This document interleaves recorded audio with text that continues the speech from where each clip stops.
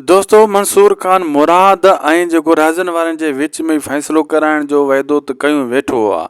छा इन खे हू कामयाब भी करे सघंदो? छाजे करे जॾहिं शाहनवाज़ खान जहिड़े शैतान माण्हू जूं विच में चुरचूं हुजनि, शैतानियूं हुजनि ऐं उते वरी हेॾा मसइला हुजनि, छा इहो अनक़रीब फ़ैसिलो बि इन्हनि जो मंसूर खान करण में कामयाब थींदो या वरी को न को नओं मसइलो खड़ो थी वेंदो? दोस्तों मां तव्हांखे ॿुधाईंदो हलां, मंसूर खान कहिड़े बि तरीक़े सां रहज़न वारनि खे हू राज़ी करे ईंदो आहे। शाहनवाज़ खान हरकत कंदो आहे, वरी कमु ड्राही वेंदो आहे, लेकिन ईअं कंदे कंदे नेठि रहज़न वारनि खे मंसूर खान राज़ी करे वेंदो ऐं जेको उन वाइदो कयो हुयो गुल परी वारो, उन ते बि उन्हनि खे हू राज़ी करे वेंदो। मुराद बि ॻाल्हि मञी वेंदो गुल परी वारी, त बाबा मां ॾियां थो ककर खे वापसि, भली तूं ठाह करा जीअं तूं चवें, मालिक तूं आहीं। मंसूर खान खे चवंदो, मंसूर खान चवंदो ठीकु आहे। तमामु जल्द इन ॻाल्हियुनि ते ॿई धुरियूं राज़ी थी वेंदियूं।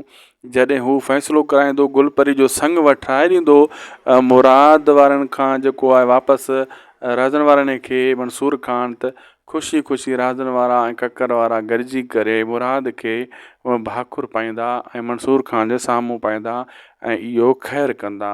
जॾहिं इहो ख़ैरु थी वेंदो, शाहनवाज़ खान खे त एॾी बाहि वठंदी, एॾो गुसो ईंदो त हिन ॿ धुरियूं हिकु छो कयूं।